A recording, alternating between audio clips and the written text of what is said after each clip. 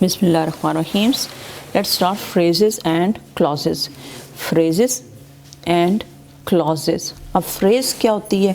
Read the sentences given below. She is playing.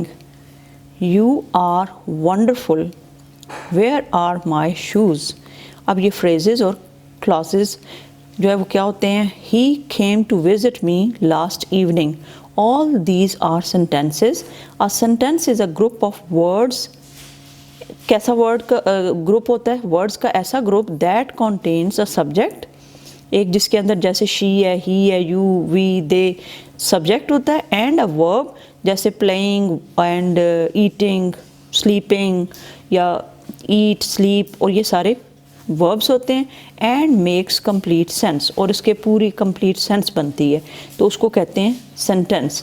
तो sentence की definition आपने completely learn कर लेनी है. A sentence is a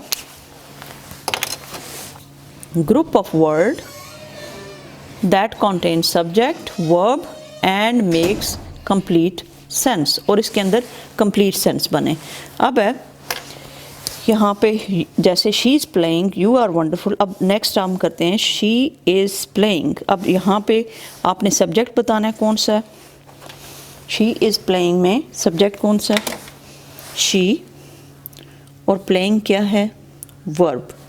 you are wonderful, you जो है वो सब्जेक्ट है और are is verb. Where are my shoes, where are my shoes, shoes जो हैं वो क्या है? माई शूज़ सब्जेक्ट है and are is verb. He came to visit me last evening, he is the subject, visit और he came, came जो है वो क्या है? Verb. Now notice that in the fourth example the first two words alone are sufficient to make a complete sense. For example में he came to visit me last evening, the first two words alone are sufficient, he came to visit, यहाँ तक पूरी sense बन रही है. लेकिन हम कहते हैं लास्ट इवनिंग, लेकिन to make a complete sense he came, यहाँ तक कंप्लीट सेंस आ रही है, लेकिन क्या कर रहे हैं? The other words provide additional information. बाकी वर्ड्स जो है वो क्या कर रहे हैं? एडिशनल इन्फॉर्मेशन दे रहे हैं कि लास्ट इवनिंग में वो आई थी. The other words provide additional information. Why did he come to visit me, when did he come, वो कब आया? Last evening. इसमें दो इन्फॉर्मेशन हो रही हैं. पहले ही केम, इसके साथ कंप्लीट इन्फॉर्मेशन, लेकिन उसमें एडिशनल इन्फॉर्मेशन यानी और ज़्यादा इन्फॉर्मेशन क्या है? Why did he come to visit me, एक तो ये बताया हमने, और व्हेन डिड ही कम, वो कब आया, ये हमने. Why did he come and when did he come, दो क्वेश्चंस के आंसर हमने एडिशनल इन्फॉर्मेशन देने के लिए हमने कहा he came to visit me last evening. Okay, he came complete sense है, लेकिन एडिशनल इन्फॉर्मेशन के लिए कौन सी एडिशनल इन्फॉर्मेशन?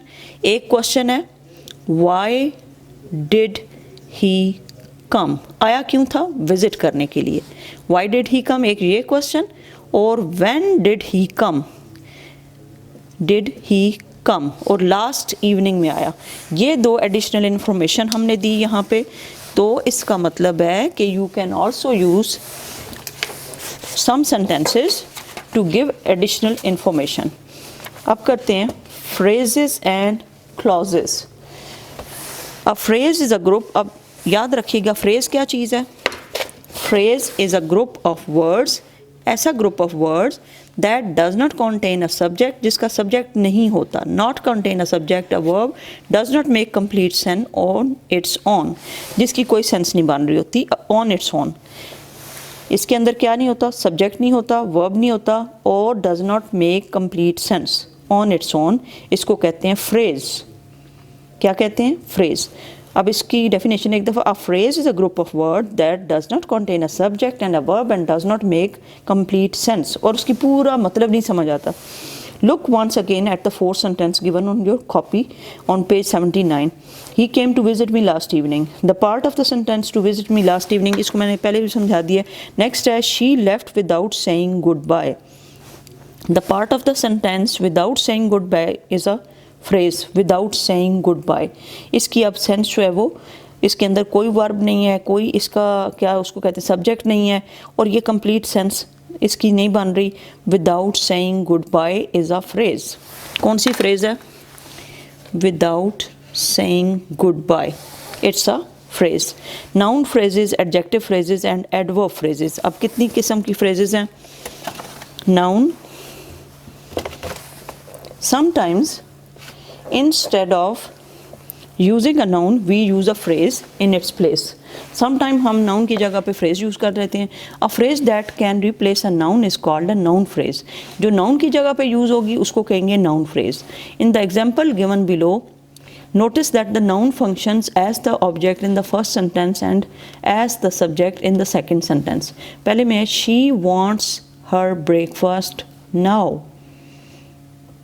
अब ब्रेकफास्ट को उन्होंने ब्लॉक यानी डार्क उसमें लिखा हुआ है she wants to have her breakfast now. Noun phrase use करें, to have her breakfast. She wants her breakfast now, she wants to have her breakfast now, यानी वो अपना ब्रेकफास्ट खाना चाहती है। यहाँ पे सिर्फ ब्रेकफास्ट लेना चाहती है और यहाँ पे ब्रेकफास्ट अभी खाना चाहती है। Cycling is similarly an adjective phrase can replace an adjective and vice versa.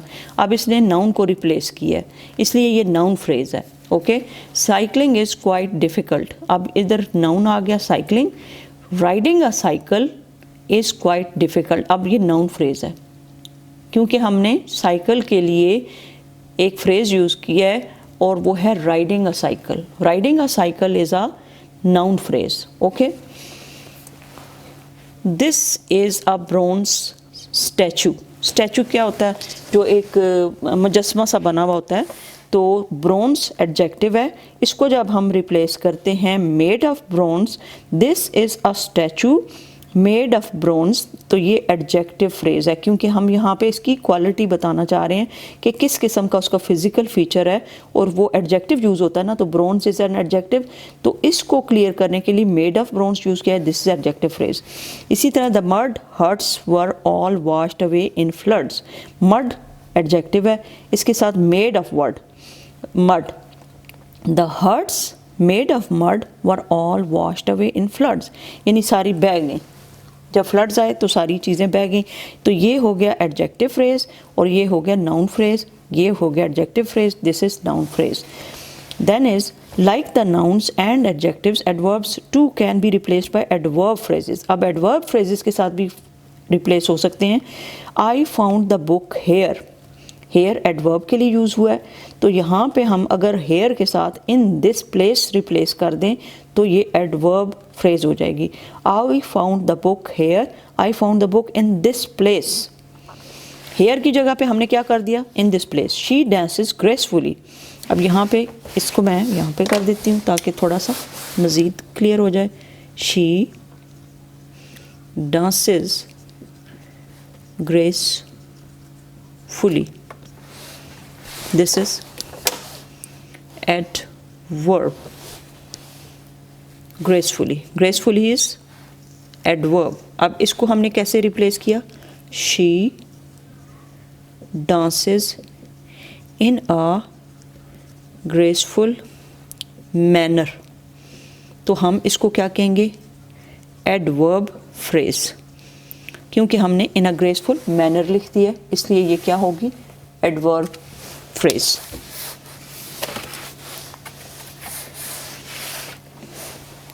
The adverb phrase on left answers the question where was the book found. The phrase on the right answers how a certain girl dances. Then as these phrases do the work of adverbs, they are called adverb phrases. A clause is a group of, अब clause के बारे में पढ़ते हैं। clause क्या है? clause is a group of words. A clause is a group of word that contain a subject, जिसके अंदर subject भी होता है, verb भी होता है. It can be complete sentence in itself and can be a part of larger sentence. ये कई दफ़ा part of larger sentence होता है और इसकी complete sentence यानी ये sentence पूरी बना रहा होता है. He came to visit me last evening. She left without saying goodbye. In these Examples: the part he came and she left are clauses. He came and she left are clauses because they contain a subject linked to a verb. अब here is another example. जो पूरी sense बना रहा है वो है clauses. He came to visit me last evening. Here is another example. I called my aunt because she is unwell. मैंने क्यों कॉल की? क्योंकि वो बीमार है, unwell है. The sentence above has two verbs called and is, so there are also two subjects for these verbs, I and she. This sentence therefore has two clauses. कितने clauses हैं? Two. I called my aunt, एक ये clause हो गया. I called my aunt because she is unwell. अब दो sentences को जोड़ के जब बनाया तो ये दोनों क्या हैं? Clauses. Noun clauses, adjective clauses and adverb clauses. अब देखें, there are noun clauses. कौन से हैं? I believe in his words. Words ये noun के लिए यूज़ हो रहा है. I believe in what he is saying. इसकी जगह पे हमने रिप्लेस किया कि words भी कह सकते हैं. I believe in his words. I believe in what he is saying. तो ये noun clause है. इसी तरह who knows his birthday. अब birthday को हमने रिप्लेस किया what his date of birth is. Birthday, who knows his birthday, किसको पता है उसकी बर्थडे का यानी डेट का. तो यहाँ पे इसको ज़्यादा क्लियर हमने किया नाउन क्लॉज यूज़ करके. who knows किसको पता होता है कि what his date of birth is, यानी उसकी डेट ऑफ बर्थ क्या है किसी को क्या पता. who knows what his date of birth is. दो तरीके से लिखा जा सकता है. who knows his birthday. तो हमने इसको यानी नाउन को रिप्लेस करना है who knows what his date of birth is. अब इसको हमने किसके साथ रिप्लेस किया है? नाउन क्लॉज के साथ. Okay. Then is strong people are usually gentle. जो strong people होते हैं वो नरम होते हैं, gentle होते हैं, अच्छे होते हैं. Adjective: people who are really strong are usually gentle. इसको दो तरीके से कह सकते हैं adjective clause यूज़ करके. Strong people are usually gentle. तो क्या कहेंगे? people who are really strong are usually gentle. अक्सर औकात वो क्या होते हैं? gentle होते हैं. यहाँ पे The book has a very interesting story.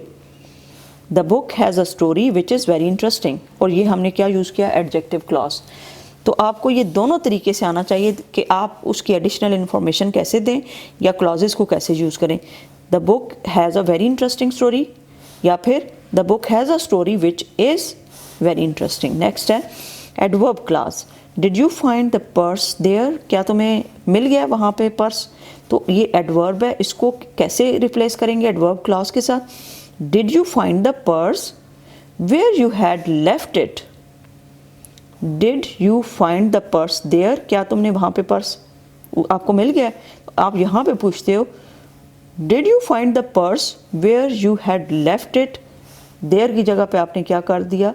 जहाँ पे आपने उसको रखा था वहाँ से मिल गया है. Did you find the purse where you had left it? Did you find the purse where you had left it? किसके साथ आपने चेंज किया था? Where you had left it? There के साथ. तो इसका मतलब है ये क्या है? Adverb clause. क्या है? Adverb clause.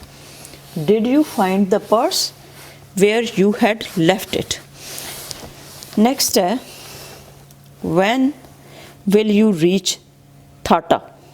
What time will you reach Thata? अब किस तरीके से भी कह सकते हैं?